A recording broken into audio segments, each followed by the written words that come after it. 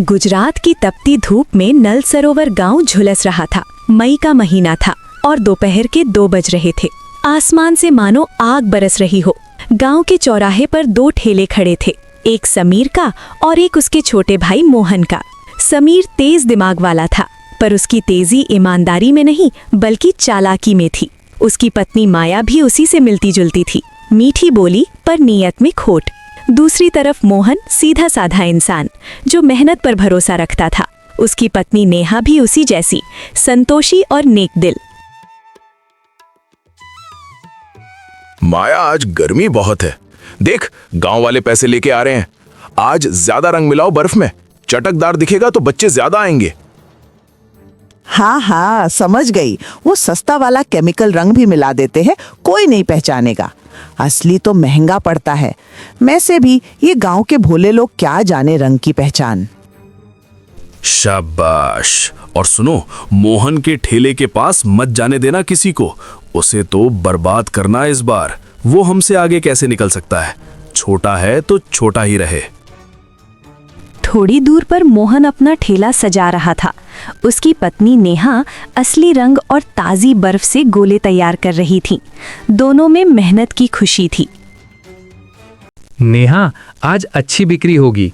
देख, बच्चे आने लगे हैं। हम भी दाम थोड़े कम रखेंगे ताकि गरीब बच्चे भी खा सकें। हाँ जी, बस ऊपर वाले की मेहर रहे।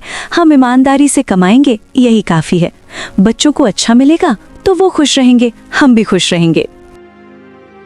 शाम को दोनों भाई अपने बुजुर्ग माँ बाप के घर पहुंचे। माँ दुर्गा देवी और बाप रामदीन जी दोनों बेटों का इंतजार कर रहे थे।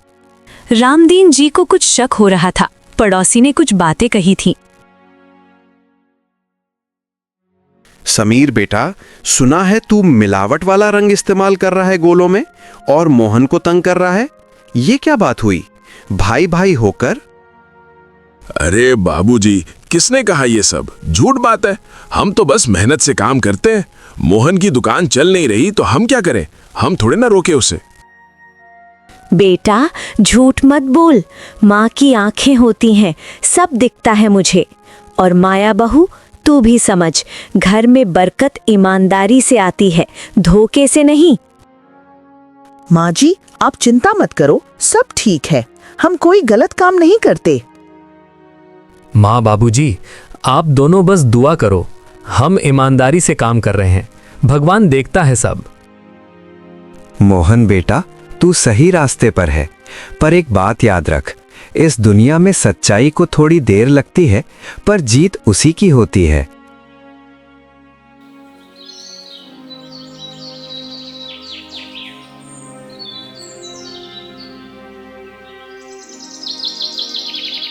अगली सुबह समीर ने अपनी शैतानी चाल चली। उसने गांव के नशेड़ी छन्नू को पैसे दिए और उसे मोहन की दुकान के पास भेजा। छन्नू सुन, मोहन के ठेले के पास जाकर जोर जोर से चिल्लाना, भाई इसके गोले खाकर बच्चे बीमार हो गए। बस इतना कहना है, समझे? ये ले 10 रुपए। ठीक है भाई, दे दे पैसे। पर यार, मोहन तो अच्छा आदमी है, उसने कभी बुरा नहीं किया मेरे साथ। चुप। पैसे चाहिए या नहीं? फिर बीड़ी दारू के लिए रोएगा तो जा जल्दी। छन्नू ने मोहन के ठेले के पास जाकर शोर मचाया। कुछ गांव वाले रुक गए। भाई लोगों, इस ठेले का गोला मत खाओ। कल रमेश के बच्चे ने खाया था, रात भर पेट दर्द रहा। सुना है रंग में कुछ मिला हुआ है। अरे सच में? अरे भाई, हम तो रोज खरीदते थे यहाँ से, पर बच्चों की बात है, सावधानी रखनी चाहिए। हाँ भाई, पर छन्नू की बात का क्या भरोसा? ये तो रोज पिया रहता है, इसकी बात सुनते हो? भाई लोगों रुको, मेरे गोलों में कोई मिलावट नहीं है। देखो, ये असली रंग है, पक्का सब साफ है। आप चाहो तो खुद जांचो। मोहन भाई, हम तुम पर भरोसा करते हैं, पर कुछ लोग डर गए हैं। आज थोड़ी कम बिक्री होगी शायद। उस दिन मोहन की बिक्री काफी कम रही। नेहा को बहुत दुख हुआ, पर मोहन ने हिम्मत नहीं हारी। मोहन जी, आपने कुछ गलत नहीं किया। ये सब किसकी चाल है समझ आती है मुझे, पर हम झुकेंगे नहीं। नेहा, सब्र रखो। सच छुपता नहीं लंबे समय तक, एक दिन सब सामने आएगा।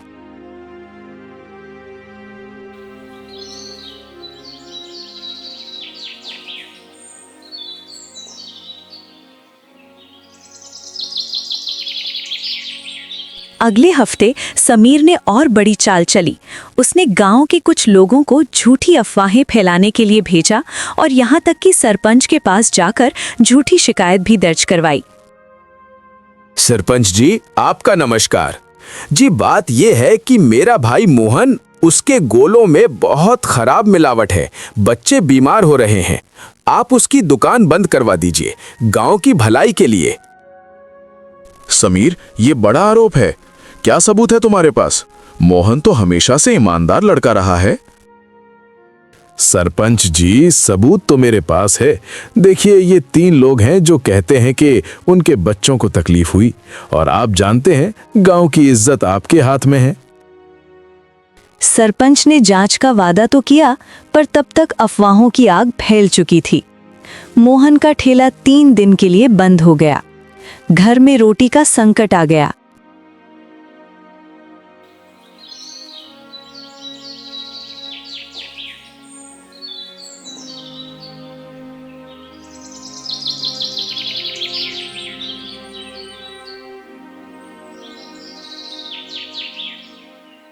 मोहन जी, क्या करेंगे अब? बच्चों के लिए दूध तक नहीं है घर में, और ये सब अपने भाई ने किया। नेहा, रो मत। मैं जानता हूं ये समीर भाई की करतूत है, पर हम गलत रास्ता नहीं अपनाएंगे। सच्चाई की ताकत होती है, वो जरूर जीतेगी। वो मंगलवार की सुबह थी। रमेश का बेटा राहुल खेलते हुए अचानक बीमार हो गया। उसे उल्टियां आने लगीं, पेट में दर्द था। डॉक्टर ने जांच की और हैरान रह गए। उल्टी में एक अजीब केमिकल रंग की मात्रा थी, पर राहुल ने मोहन का नहीं बल्कि समीर का गोला खाया था। बात छुपी नहीं रह सकती थी। भाई लोगों, डॉक्टर ने बताया राहुल को नुकसान उस केमिकल रंग से हुआ जो समीर के गोलों में था। मोहन का तो उसने खाया ही नहीं था। हम सब गलतफहमी में थे। अरे, तो समीर ने हमें बेवकूफ बनाया और मोहन पर झूठा इल्जाम लगाया। ये तो बहुत बड़ा धोखा है। और उसने अपने सगे भाई के साथ भी यही किया। खून का रिश्ता भी नहीं छोड़ा उसने। भाई, ये तो पंचायत बुलानी पड़ेगी। देखते देखते पूरे गांव में बात फैल गई। छन्नू का भी ज़मीर जाग उठा। उसे अपनी गलती का एहसास हुआ।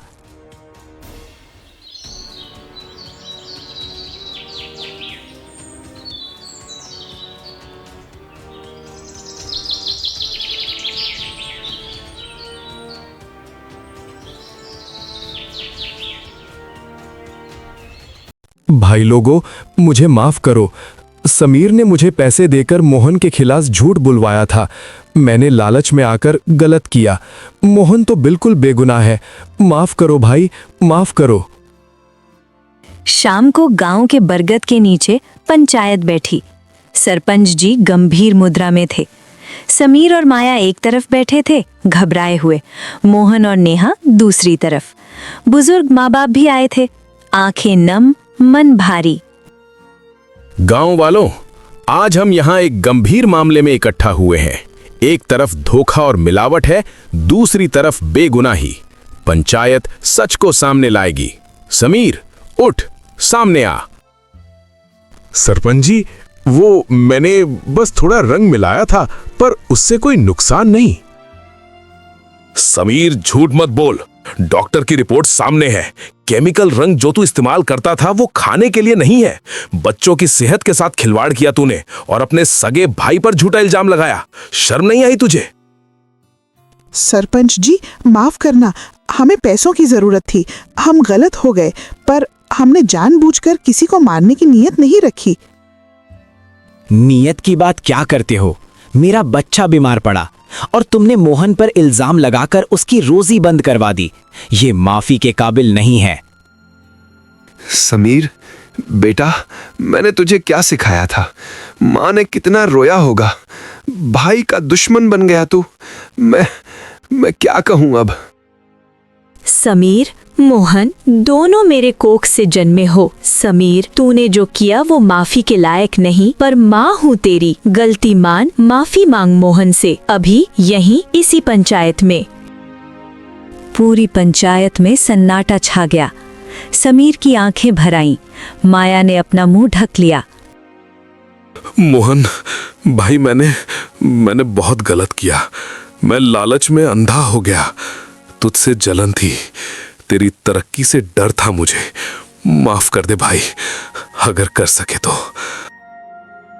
भाई, मैं तुमसे नफरत नहीं करता, पर जो गलत किया वो गलत था। माफ करता हूं तुम्हें, क्योंकि माँ ने ऐसा ही सिखाया है। पर वादा करो, आगे से ऐसा नहीं होगा। और माया जी, हम औरतें हैं, हमें घर परिवार बनाना होता है, तोड़ना नहीं। अब से ईमानदारी से चलिए।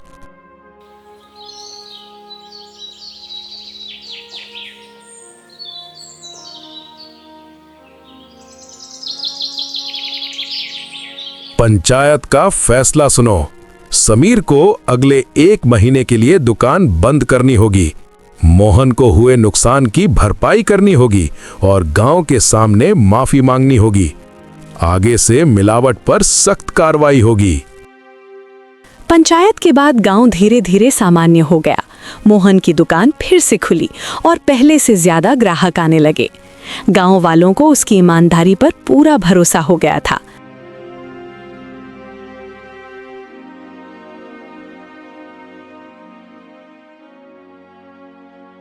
मोहन भाई, आज से हम सब तुम्हारे पक्के ग्राहक। तुम्हारा गोला खाना मतलब असली स्वाद, असली ईमानदारी। एक गोला लाओ भाई। आइए किशोर भाई, आज पहला गोला मुफ्त। हमारी दुकान का नाम है ईमान वाला ठेला।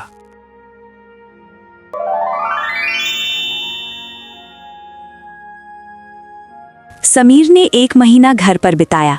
उस दौरान उसने सोचा, कितने साल बर्बाद किए चालाकी में। माया ने भी खुद को बदला। उन्होंने फिर से दुकान शुरू की, पर इस बार असली रंग, असली ईमानदारी के साथ। माया, आज से हम भी वही करेंगे जो मोहन करता है, असली काम। देर से सही, पर सीख तो गए। हाँ जी, पैसे तो आते जाते हैं, पर इज्जत एक बार जाए तो बहुत मुश्किल से वापस आती है। बुजुर्ग माँ बाप की आंखों में आंसू थे, पर इस बार खुशी के। दोनों बेटे साथ थे। एक ही चौराहे पर 2 ठेले, दोनों में असली रंग, असली प्यार।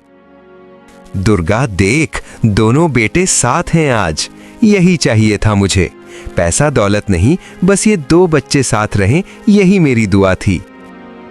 भगवान ने सुनी हमारी, देर से सुनी, पर सुनी जरूर। और उस चिलचिलाती गर्मी में नल सरोवर के चौराहे पर बर्फ के गोले पिघलते रहे, पर 2 भाइयों का रिश्ता जो एक बार टूटा था, वो धीरे धीरे जुड़ने लगा। गांव ने सीखा, लालच का रंग चाहे जितना चटकदार हो, ईमानदारी की सफेदी से बड़ा कोई रंग नहीं होता।